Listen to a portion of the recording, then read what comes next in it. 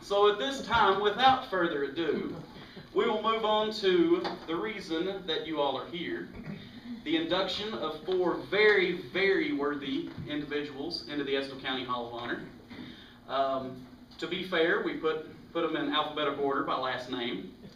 And at this point, I would like to welcome to induct Rhoda and Higginbotham, Mr. Tom Bonny.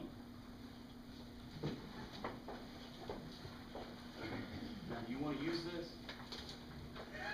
I think I can be loud enough. You can hear me back there, can't you? Okay. Speak up, I used to Earl. be your teacher, I know. Used to try to keep you awake. I wrote mine down, Joe, so it wouldn't turn into a Joe Crawford's speech. But I'd like to begin this presentation honoring Rhoda Higginbotham, by recounting a story by Jack Canfield. Anybody ever heard of Jack Canfield? He wrote the books Chicken Soup for the Soul. And Mr. Canfield and his wife were on a trip to the Far East one time and had the opportunity to visit Thailand. While in Bangkok, they visited a small Buddhist temple. It was a temple of the Golden Buddha. As the Canfields entered the temple, they were stunned by the presence of a 10.5-foot tall solid gold Buddha.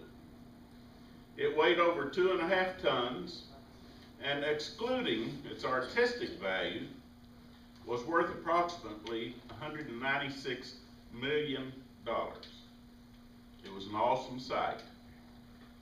Then they noticed a glass case which contained a large piece of clay, about 8 inches thick and 12 inches wide. Next to the case was a typewritten page describing the history of that Buddha.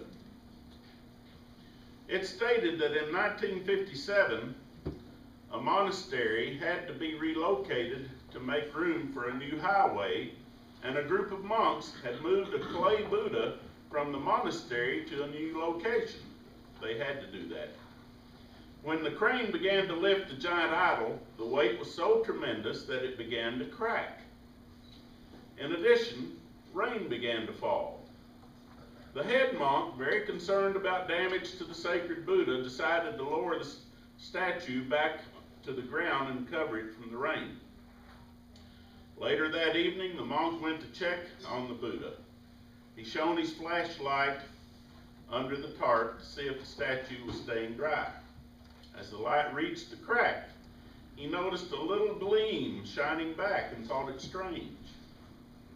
As he took a closer look at the gleam of light, he wondered if there might be something underneath the clay. He went to get a screwdriver and hammer and began to chip away the pieces of clay. After many hours of labor, the monk stood face to face with the extraordinary solid gold Buddha. Now, historians believe that several centuries before the monk's discovery, the Burmese army was about to invade Thailand. The monks at that time, realizing that their country would soon be attacked, covered the precious Buddha with an outer cover of clay to keep their treasure from being looted by the Burmese. Unfortunately, it appears that the Burmese slaughtered all the monks, and the well-kept secret of the Golden Buddha remained intact until that day in 1957. I know that you're wondering why I began with this story. It's for this reason. Rhoda Higginbotham was without doubt the finest teacher at seeing through the outer cover of the student that she taught, and was able to reveal the golden attributes of each one of them. No child was safe from her intuitive eye of seeing the wonderful talents that each one possessed. Rhoda's biography that you find in your program is wonderful. It's a wonderful read, and I hope that you have or will take time to read it. However, she was not nominated for this recognition because of who her wonderful parents were.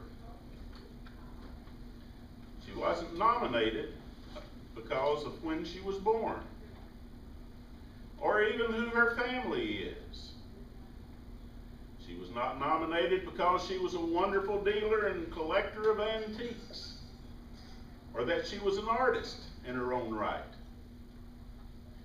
She was not nominated because she was a wonderful gardener, or organist, and children's music teacher, music director, and teacher at the church. However, I must say that of all the accompanists that I ever sang with, including some in this room, Peggy, I always enjoyed singing with Peggy and Nell. And my sister, she was a fine accompanist, or is still. Rhoda was without peer at making the piano sing out. Even though people thought it was a solo, it actually was a duet, because it couldn't have been done without her talent as an accompanist. My dad taught the same. Rhoda deserves recognition for all of the above things that I just mentioned before that. Much more. However, tonight, she was nominated for this Hall of Honor recognition because of the untold number of lives that she touched as a music teacher. Children learn to sing with their natural, childlike voices. They learn to write music. They learned how to put together a musical play. They learned how to paint the scenes and backdrops, right, Nell? They created their own costumes and the script of the play they wrote. And they loved her because she loved them. Each one had their own talent. May not have been able to be the best singer. They might have been a great painter. They might have been a great writer. She used whatever talent they came to her with. She discovered that golden attribute that they possessed.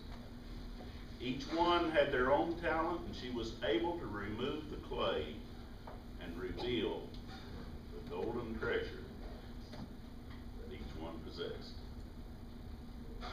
Christ said that it's difficult to be a prophet in your own land, and too many of her friends in her hometown, some of us, don't realize how much she was honored and respected throughout the state of Kentucky as one of the most gifted music teachers ever. There are literally, I know many of them, there are literally hundreds of wonderful music teachers today throughout the state. Many of them are already retired, who give Rhoda the credit for their success. There are many music programs in many school systems which were patterned from her own programs.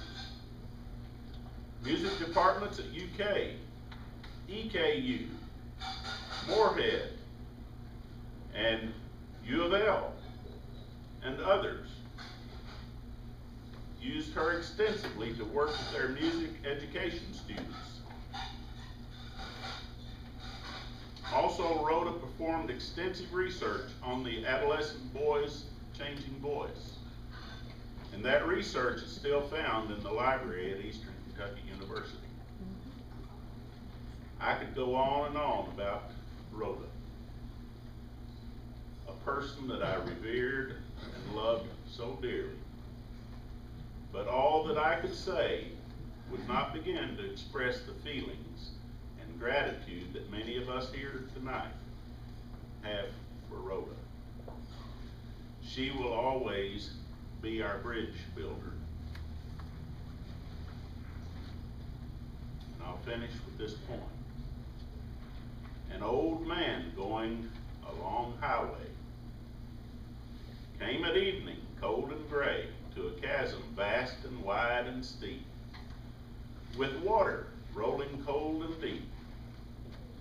The old man crossed in the twilight dim, the sullen stream had no fear for him, but he turned when safe on the other side and built a bridge to span the tide.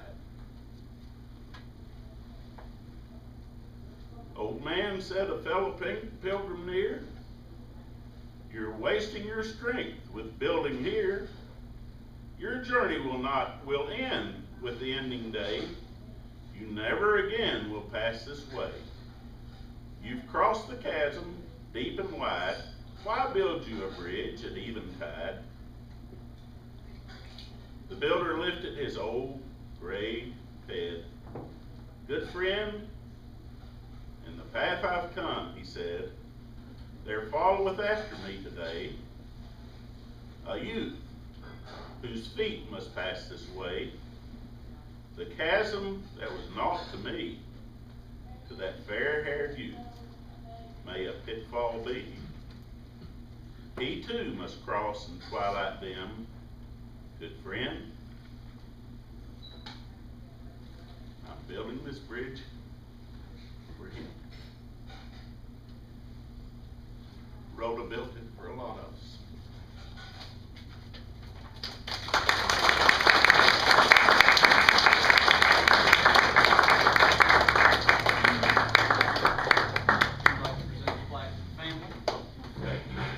Everybody that'd like to come up on behalf of Rhoda, if you'd like to come up and receive the plaque.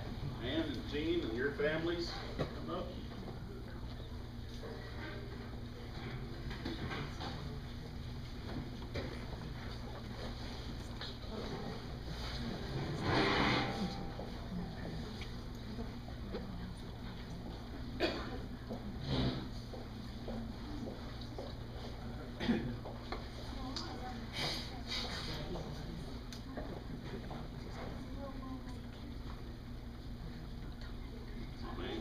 Together. You accept this plaque on behalf of EDA and all of us that loved Rhoda so much. Please accept this plaque in her memory and honor. Thank you, guys.